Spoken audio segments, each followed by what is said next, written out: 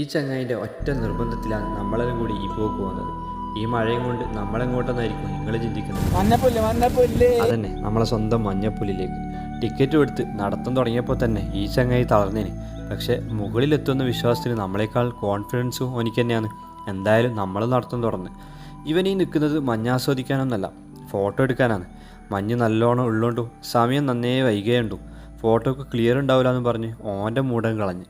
കഴിഞ്ഞ വീഡിയോയിൽ പൈതൽമല പോലെയൊന്നും അല്ലട്ടിത്. അതിനേക്കാൾ കാടും മഞ്ഞും തണുപ്പും ദൂരം ഉള്ളതുകൊണ്ട് ഇത് തന്നെയാണ് വൈബ്. ഞാൻ തന്നെ ഇത് 5-6 തവണ കയറിയിട്ടുണ്ട്, എന്നിട്ടും മടുപ്പൊന്നും തോന്നിയില്ല. ഇങ്ങനെ ഇടയ്ക്കിടെയുള്ള ചെറിയ അരുവികളാണ് ഒരാശ്വാസം. തളരുമ്പോൾ ഒന്ന് വെള്ളം കുടിക്കാനും മുഖം കഴുകാനും എന്തൊരു സുഖ.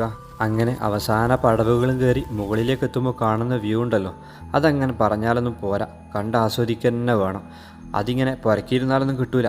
പിന്നെ ഞങ്ങളെ മെയിൻ പരിപാടി തുടങ്ങി, അതന്നെ ഫോട്ടോ എടുക്കൽ. പിന്നെ ഈ ചങ്ങായി ഉള്ളതുകൊണ്ടാണ് നല്ല ഫോട്ടോയും വീഡിയോയും കിട്ടുമെന്ന് ഉറപ്പുള്ളത്. അങ്ങനെ എല്ലാം കഴിഞ്ഞ് താഴേക്ക് ഇറങ്ങുമ്പോൾ ഉണ്ട് കാലിൽ ചോര. എവിടെയും തട്ടിയൊന്നുമല്ല, അട്ട കടിച്ചാണ്. നമുക്ക് ആദ്യം അനുഭവം ഇല്ലാത്തതുകൊണ്ട് അതിനെയും തോണ്ടിക്കളഞ്ഞ് നമ്മൾ വേഗം തിരിച്ച് പുര പിടിച്ച്.